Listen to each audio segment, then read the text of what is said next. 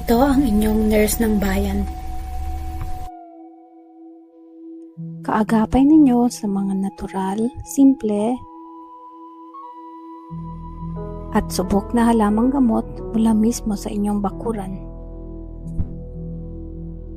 Ang mga madalas na ginagamit ay mga herbs, bulaklak, buto, at mga ugat. Kung interesado ka sa mga tradisyonal na paraan ng pagpapagaling,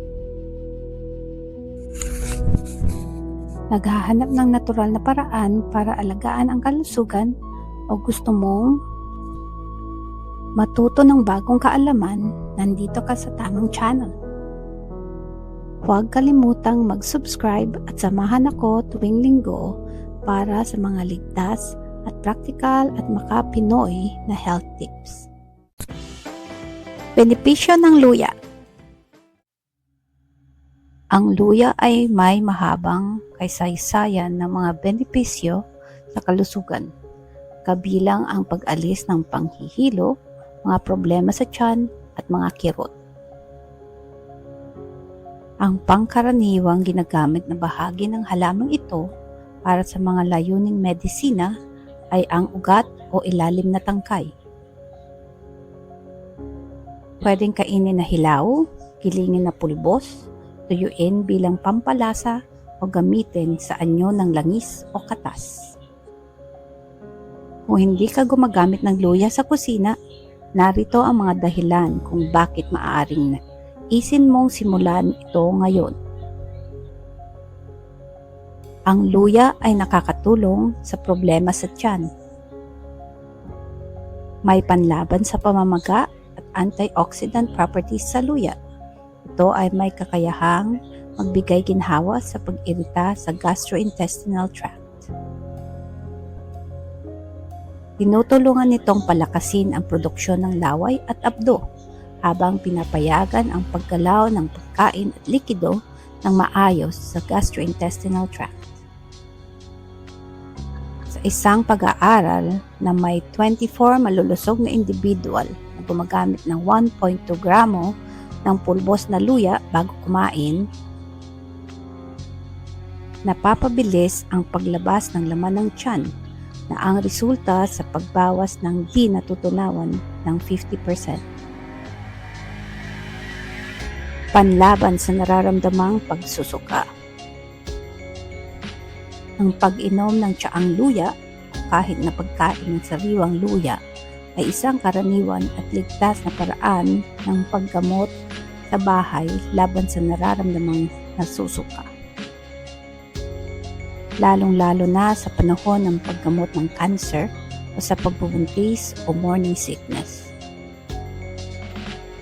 Sa pagsusuri ng 12 na kinabibilangan ng kabuuang 1,278 na buntis, ay nagpapakita na ang gumagamit ng 1.1 hanggang 1.5 gramo ng luya ay lubos na nakakabawas sa pagsusuka. Ang luya ay maaaring makatulong sa paglutas ng pananakit ng katawan. Ayon sa pagsusuri sa Universidad ng Georgia,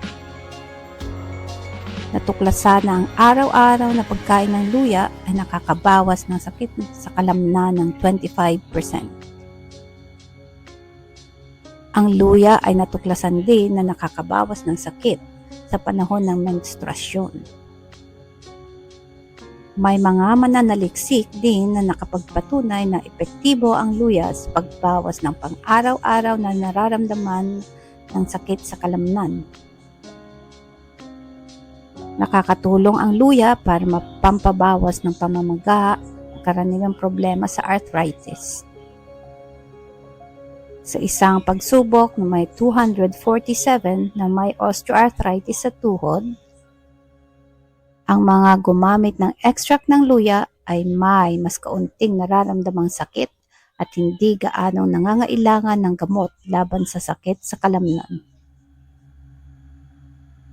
Ang katas ng luya ay maaaring bawasan ang panganib ng sakit sa puso ayon sa isang kamakailang pag-aaral na kasama ang may mga type 2 diabetes, Natuklasan ng mga mananaliksik na ang 2 gramo ng pulbos ng luya kada araw ay makakababa ng blood sugar at ang resulta sa kabuuang 10% na pagbawas sa loob ng 12 na linggo.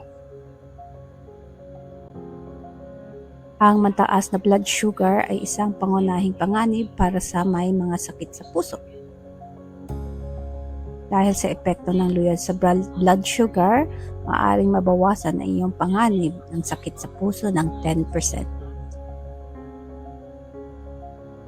Ang luya ay maaaring bawasan ang antas ng kolesterol. Sa isang pag-aaral na tumatagal ng 45 na araw at kasama ang 85 na taong may mataas na antas ng kolesterol, natuklasan na ang pag-inom ng 3 gramo ng pulbos ng luya kada araw ay nagdulot ng malaking pagbawas sa antas ng kolesterol. Ayon sa mga mananaliksik, ang luya ay maaaring makatulong sa pagbaba ng antas ng kolesterol at pagbawas sa panganib ng sakit sa puso. Ang luya ay maaaring may anti-cancer na katangian. Ang isang sangkap ng luya na 6-gingerol ay pinag-aaralan bilang alternatibong paggamot para sa ilang uri ng kanser. Ang pananaliksik sa teoryang ito ay patuloy pa. Ngunit isang pag-aaral ay natuklasan na ang 2 gramo ng extract ng luya bawat araw ay lubos na nakakabawas ng mga molekulang nagpapahayag ng pamamaga sa colon. Ang luya ay maaaring mapabuti ang pag-andar ng utak. Ang oxidative stress at chronic inflammation ay 2 salik na maaaring magpadali ng proseso ng pagtanda at maging pangunahing sanhi ng Alzheimer's disease at iba pang mga pagbabawas ng kognitibong kakayahan na kaugnay sa edad.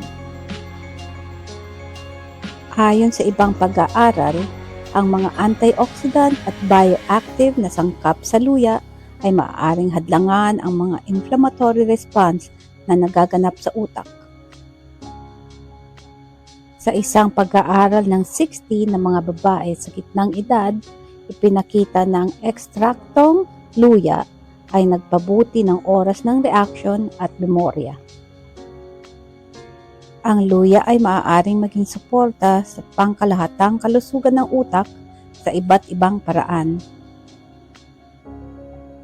Ang mga pahayag na ito ay hindi ini-evaluate ng FDA at hindi layuning mag-diagnose, gamutin ang anumang sakit.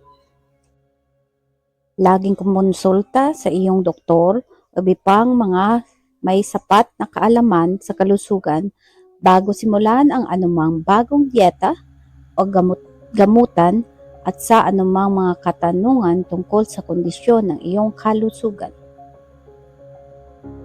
Kung mayroon ka o may hinala ka na may problema sa kalusugan, agad na makipag-ugnayan sa iyong healthcare provider. Sana makatulong ito sa iyong kalusugan sa paggamit ng herbal remedies sa kalusugan.